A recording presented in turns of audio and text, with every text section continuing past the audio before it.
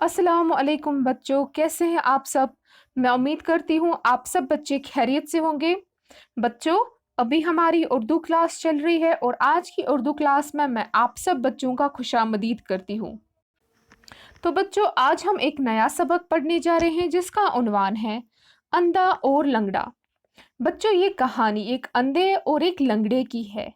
बच्चों, अंधा वो होता है जो देख नहीं सकता है और लंगड़ा वो होता है जो चल नहीं सकता है। चलिए अब हम इस सबक को वजाहत के साथ पढ़ते हैं। एक अंधा और एक लंगड़ा घर से दूर कहीं बैठे हुए थे। बच्चों, एक दिन एक अंधा और एक लंगड़ा घर से कहीं दूर बैठे हुए थे। शाम होने को तैयार थी। वो घर जाना चाहते थे और शाम होने वाली थी और दोनों घर जाना चाहते थे।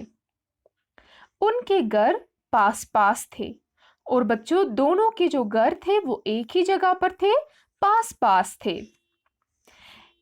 लेकिन लंगड़ा चल नहीं सकता था और अंधा रास्ता नहीं जानता था। लेकिन जो लंगड़ा था वो चल नहीं सकता था और जो अंधा था उसको रास्ता नहीं पता था, वो रास्ता नहीं जानता था। दोनों चालाक थे।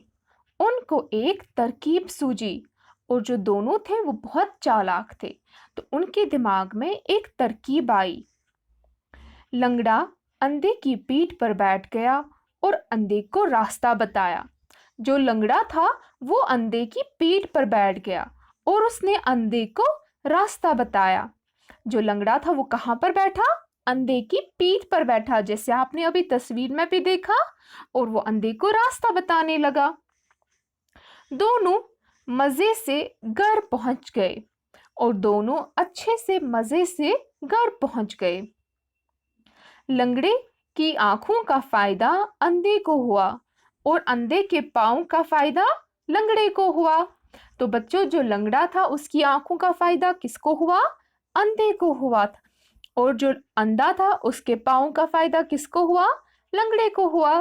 क्योंकि जो लंगड़ा था उसने अपनी आंखों से अंधे को रास्ता बताया और अंधे ने उसको अपनी पीठ पर बिठाकर अपने पांव से उसको घर पहुंचाया। तो बच्चों, इस कहानी से हमें ये सबक हासिल होता है कि हमें एक दूसरे की मदद करनी चाहिए। ठीक है, मैं उम्मीद करती हूँ आप सब बच्चों को आज का ये सबक अच्छे से समझ में आया होगा। अब आप सब बच्चे हमें इजाज़त दीजिए। अल्लाह हाफिज़ बच्चों।